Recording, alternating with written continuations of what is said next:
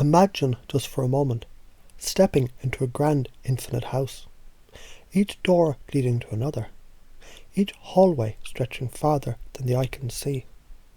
As you wander, feeling your way to the endless corridors of the mind, something stirs, shadows shifting, forms emerging. And isn't it interesting how the mind works? How it creates these vast landscapes, these intricate mazes, where every turn, every doorway, reveals another part of you. See, the house, it's not just a house. It never was.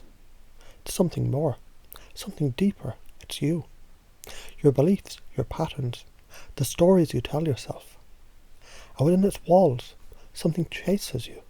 Shapes, creatures, challenges, emotions, thoughts that never quite seem to leave.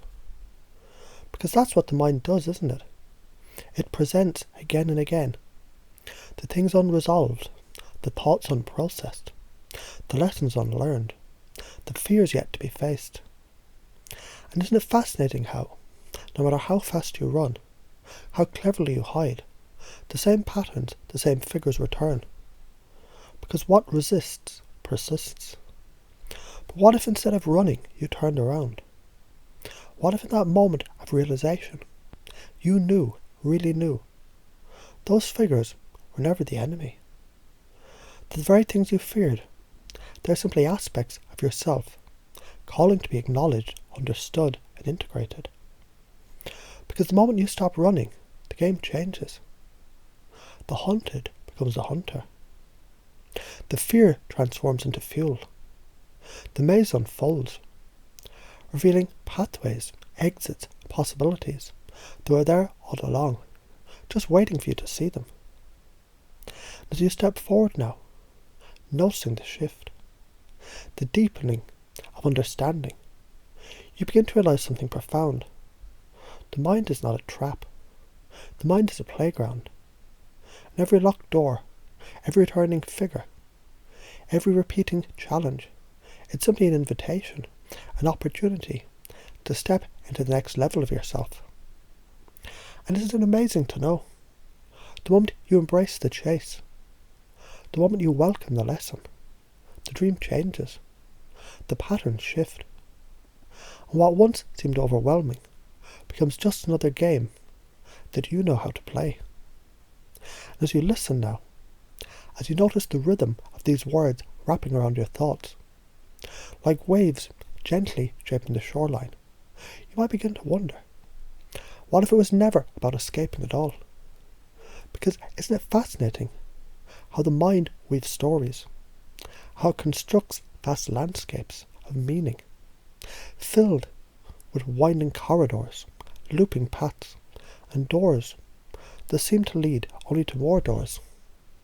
And yet there's something curious about this, because if you were truly trapped, how would you know there was something outside?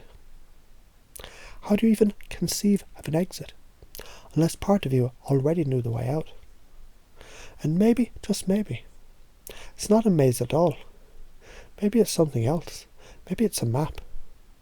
A map drawn by a mind so brilliant, so creative, so aware, that it placed the answers inside the questions, the solutions inside the challenges, the lessons inside the very patterns that seem to repeat. Because isn't it true? When something keeps returning, it's not chasing you, it's calling to you. And what if the very things you thought were obstacles were in fact guides? Because you've always had choices. Choices in how you see. Choices in how you respond. Choices in how you step forward or how you let go. And isn't it interesting? The animals in the dreams, those fierce, relentless creatures, they never truly vanished because they never needed to. Because they weren't something separate, something outside. They were parts of you, unacknowledged, unheard until now. And when something persists, when something refuses to disappear, there's a reason for that. Because what if the lesson was never about fighting? What if it was about listening?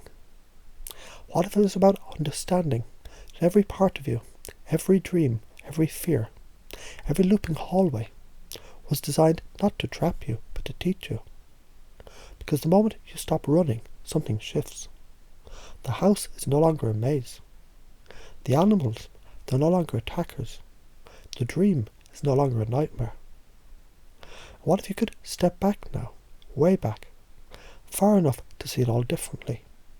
To see it was never a story about being trapped, but a story about waking up, about realizing you were always the architect, always the dreamer, always the one who held the key. When you hold the key, there are no locked doors, only choices. And now, as you feel that shift settling in, as you notice that new awareness taking root, you might just begin to wonder, what else was never really a maze at all? Imagine